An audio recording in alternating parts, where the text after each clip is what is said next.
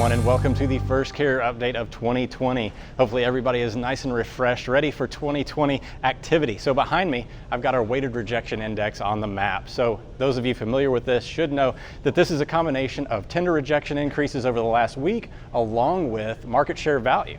Anything in these dark red colors here indicates a softening environment. So something that we notice around this time of year is volumes slide all the way down, but also supply is way offline because a lot of drivers have come offline, going for home time, they're on break as well. But that also means that there's a lot of imbalance in the market right now. So over here in the Midwest, you can see a lot of dark reds. These dark red colors symbolize a softening environment. So capacity is returned to these areas where it needs to be. The Midwest, a lot of dark reds, Columbus, Detroit, Atlanta, Little Rock, Arkansas, all seeing declining tender rejection rates as we would expect as drivers come back online, become more available.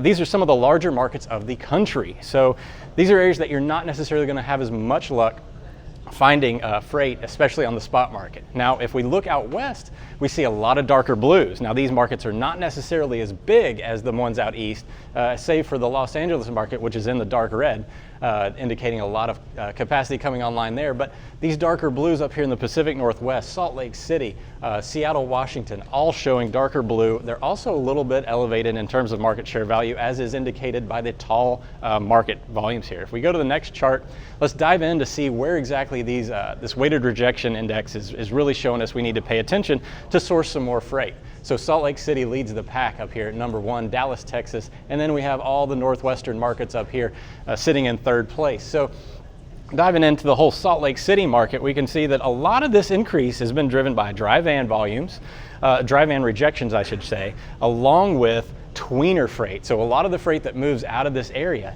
has a longer length of haul. That tweener market there is that 450 mile to 800 mile load volume. So anybody looking to get moving out of the break in Salt Lake City and wanting to drive some miles, pay attention to tweener freight, especially on the load boards. If we go to the next chart, we're going to see the Dallas, Texas market. This was our number 2 market that showed up on our weighted rejection index. Now, rejection rates aren't necessarily as high in Dallas, Texas. Obviously, a lot more volume in this market and general capacity in general. So the rejection rates that are moving this market, mid-haul rejection rates coming out of Dallas right now. So 18% as well as short haul. So anything moving from about 100 to 250 miles needs to have a lot more attention paid. These are going to be loads going to Houston, San Antonio, etc., Little Rock, Oklahoma City as well. If we go to the next one, we're going to go ahead.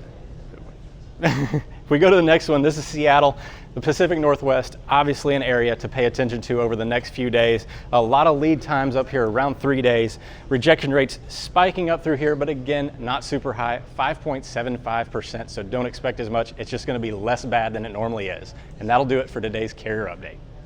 The comprehensive logistics offerings from PowerFleet cover in-cab ELD, fleet management, trailer tracking, cargo monitoring, and tracking other assets such as chassis and intermodal containers.